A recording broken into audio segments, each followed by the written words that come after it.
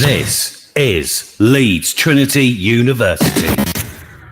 Good afternoon, everyone. Welcome to Yorkshire Voice for the Newscast. I'm joined with Andy Kamomya and Matt Dudley. Hello. How are you doing, guys? Good afternoon, everyone. Good afternoon. Yeah, I'm good. So, what we'd like to start off with, talking about your new project about getting a Ugandan football team over to Bradford. So, could you talk to us a bit more about that, please, Andy? Yeah, it all came about from a visit I had last year, April, this time last year, with my dad to Uganda. And I'd always been told about how they love football and how, they were following the progress of the Premiership, the Championship, and all the teams and players in and around the leagues. And it really sparked my interest going there. I spoke to some young people there. And as I was speaking to the young people, it started to dawn on me, really, the journey that my dad had taken for me to be actually in Bradford, and how unusual it is for us as a family. The Kiwamyas, my brother Chris played in the Premier League with Arsenal. He was top scorer at Ipswich. I played with Bradford, and we all grew up in Bradford. I've got a nephew at Sheffield United at the moment. My son was at Chelsea for 8 years. So we've had quite a good footballing history, and it's all stems from my dad and my mum, because my mum she's a midwife in Bradford, for 27 years, and then they met, and obviously the family brought the family up in Bradford, and I, being an avid Bradford City fan, used to sneak in as a kid, over the Cop, and there were times when driving or getting on the bus to go from Foster Square up to my school, I'd pass Valley Parade and think, one day I'd love to do that. So when I looked at those kids, I know in Uganda that those kids have dreams and aspirations. And I was like, when I was speaking to them, I was like, I need to try and do something to give back, because of the fortunate position I've been in, the people I've been able to meet and play with, and it just came to me when I came back. I had a good chat with the people around me, and I said, this is something I want to do. I want to bring some of the Ugandan kids over that I met. And because coincidentally, I heard that Bradford had got the city of culture, I thought, what a perfect situation to kind of incorporate all the things that kind of celebration brings. Wow. Okay. So it was kind of like a reflection process. You could have seen yourself in the kids you saw playing football in Uganda. Yeah, honestly, apart from having said that, Valley Parade's in a bit of a mess in terms of the pitch, but some of the pitches there were really challenging, and the kind of football they played on, I admired it. I was like, wow. And I actually did a video of it, and I sent it to a few of my friends, and they were like, they're doing that on that surface. Imagine if you gave them a decent surface. So I was like, yeah. I said, imagine them coming in and really showing the appreciation of what a pitch it's like to play on a nice pitch. And I just, honestly, everything was the reflection. Like, I thought about when I was fortunate to get promoted with Bradford City, and I was at Wembley, and that dream, just like thinking, that's so far from playing at Appley Bridge or training at Appley Bridge or Canal Road in Bradford. They used to play, Bradford boys used to play on Canal Road. And, looking back, I'm like, that was a crazy dream that I had to try and even think that. So staying on with the crazy theme, I thought, right, I'm going to try and see if I can get together a group of people that will allow me to indulge me in this dream of bringing these young players over to experience the British life and a bit of British culture, and maybe go back to Uganda and inspire others to want to travel, to do well in their education and go on to university, and keep those kind of aspirations going. Wow, that's amazing. That is amazing. And how's the progress going with the project? Yeah, it's gathering momentum, actually.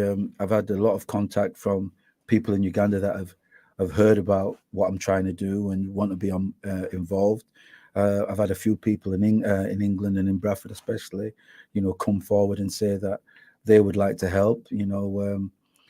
We've got a kit organizer that's prepared to look at supplying the kit for us. So slowly but surely it's coming together. And I didn't expect people to be falling over themselves to help me. I just hope that somebody will see that giving back is a good thing to do, and part of the City of Culture will be able to incorporate that within that theme. So I'd love for a tournament to take place in Bradford over that period of time, maybe this time next year when the season's finished, and really invite people to experience all the different cultures, and probably like even it's inspiring an all nations tournament. That's what I would like, just not just teams from the surrounding areas, but different parts of England and the world just to come and, if they're here, or if they've got maybe a Ukraine team or a team that could play against Ugandans, then they would do that and get involved.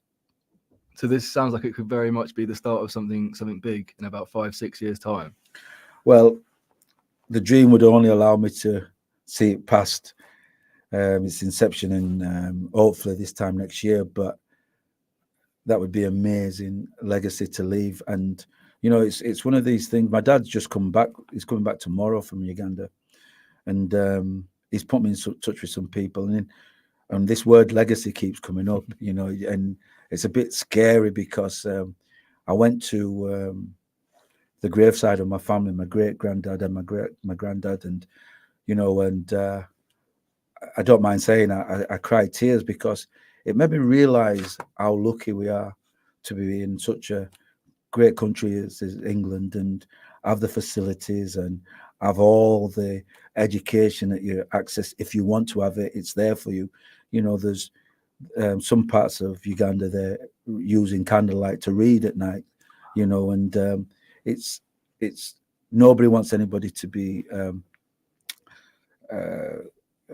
empathetic or sympathetic towards them. It's just the reality of that situation, and getting out of that situation is a real challenge. So if I can inspire or help to inspire the next generations of not just footballers, because I really believe education and football go hand in hand, and you can't do one without the other. For me, I think education definitely comes first, and I've challenged myself in that. I went and studied up until last year to finish my master's, and I really encourage all the players I speak to, if you're not studying, you're not working.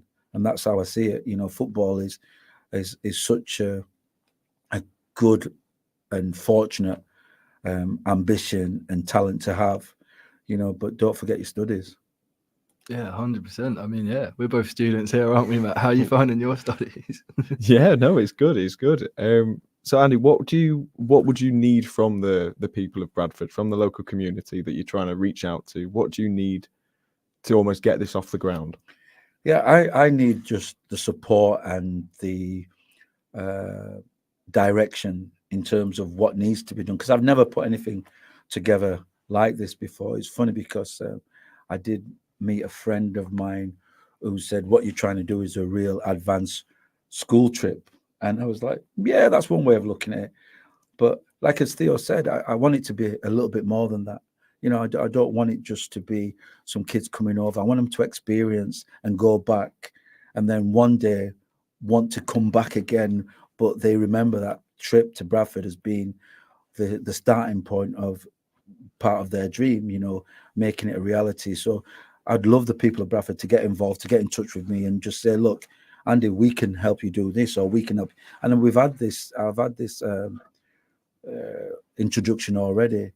I've had a friend of mine, Ollie, come to me and said, look, we've got a football club that we will help you put it together. We do kit aid as well, so all those kind of things are encouraging me to go, right, okay, then I can use that person to help me support that part of it. Now, I'll approach the club at some point and say, how can you help me, develop this idea?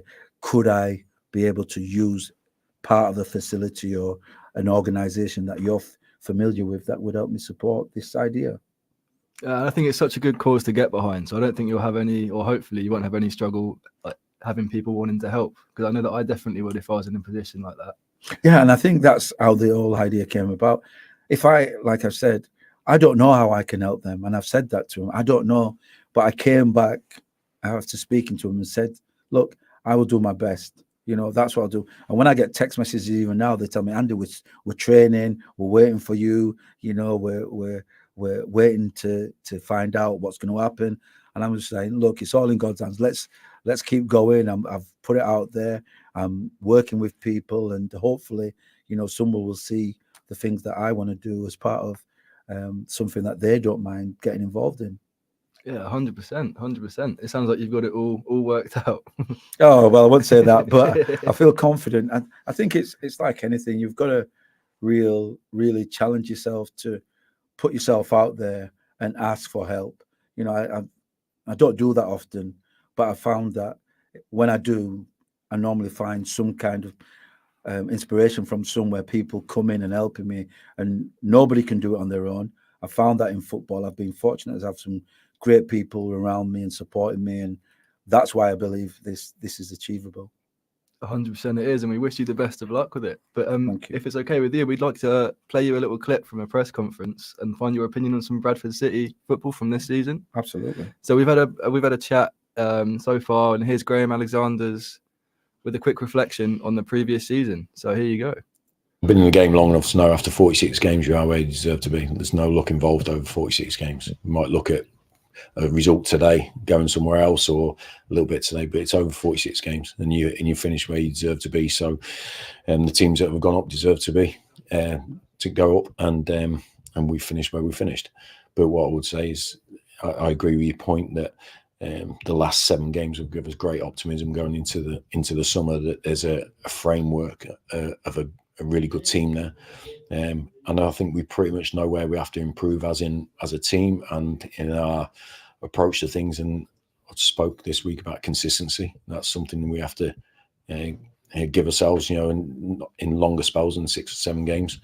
We've had some real good streaks of wins, 6 on the bounce when we first came in, and 6 out of 7 here. But we've also had 8 games without a win and 4 defeats on the bounce. And that's where we have to improve and learn from this season. I've learned. I'll continue to learn about this club, about the players that we have. So I believe we'll all be in a better place when we come back in pre-season to give it as best shot as we can. So thank you for that. So how do you feel Bradford City's season has gone so like last season? Did you feel happy with it? Did you feel like you could have done better? Yeah, I think that Bradford City really did deliver what they could at that time for Graham Alexander. It was an indifferent season. They had the chances to really get in those and cement those positions at the top of the league as maybe automatics or even the playoffs. They left it really late to even mount a charge. And if they'd have really taken the bull by the horns, they would have been in the playoffs without a doubt. There's been some good moments in the season where we've seen players step up. We've really seen Brad Halliday really take the mantle and get deserved player of the season.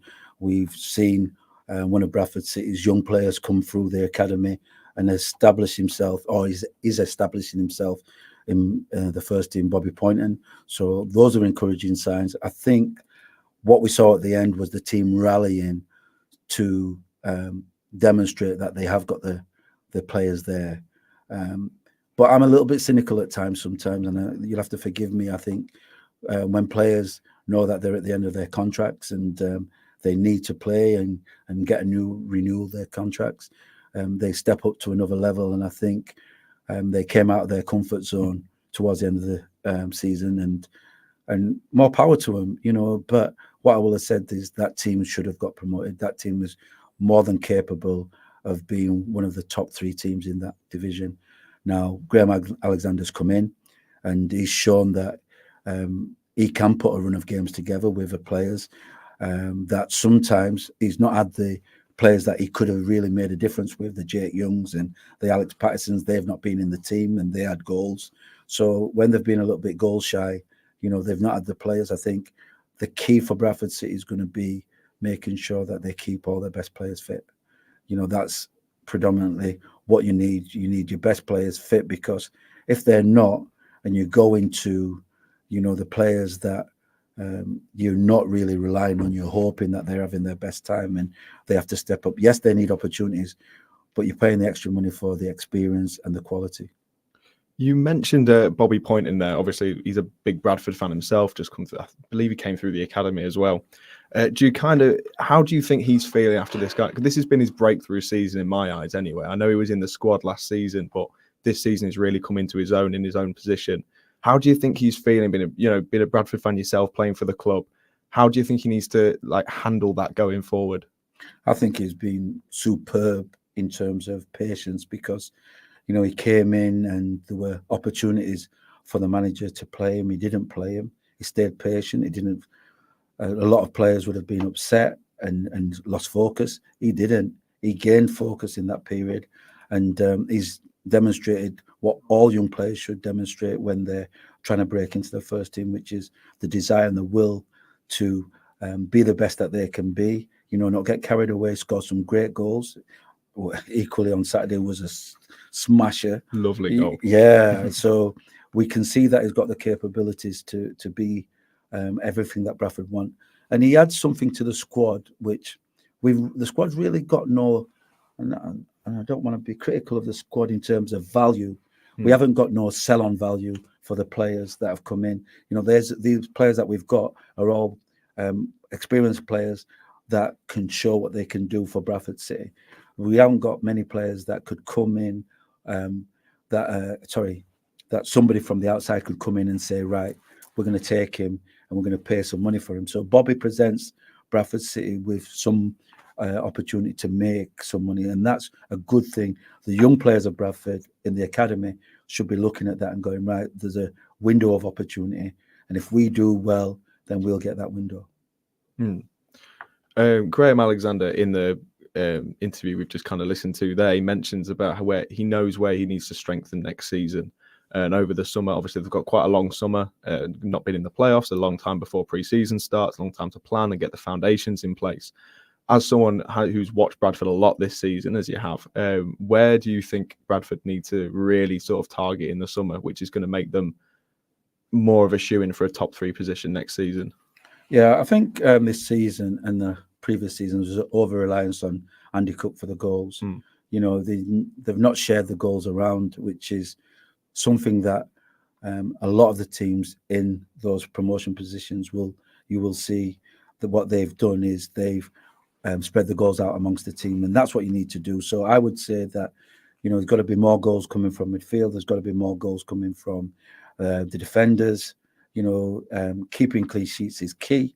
However, goals change games, and when the games are tight, you need somebody that's going to produce a little bit of magic from wherever. And that's why, for me, it was important for Bobby Poynton to get his opportunity, because you can always bring people in from the outside that are scoring goals from other clubs, but really limit the time of somebody in your club that could actually do that job and not cost you anything.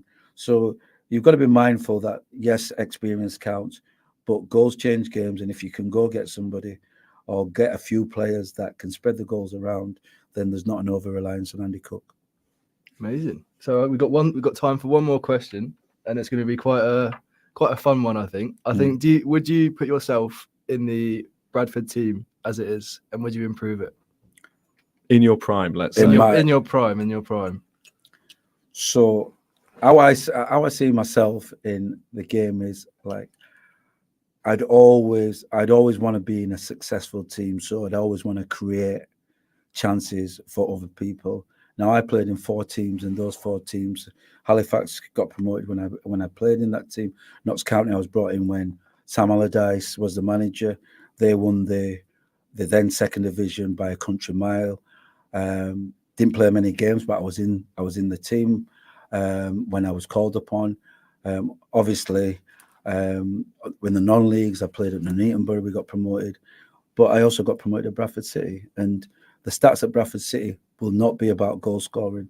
It will be more about creating opportunities for the for my teammates and the players that were I was playing with and were vying for that position.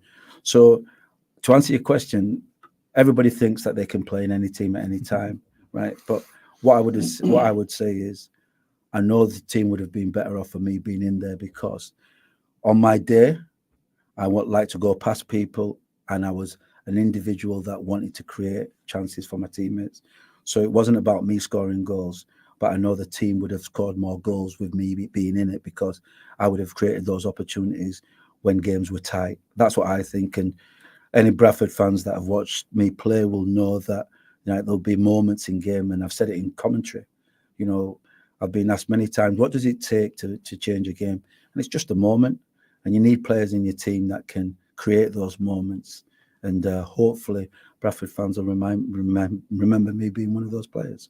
Yeah, well, and hopefully Graham Alexander's listening and you get a call up next week, next season. But thank you very much, Andy, for your time. And thank you, Matt. No, We'll it's been a see you tomorrow at 1:30, everyone. Thank you. Thank you. This is Leeds Trinity University.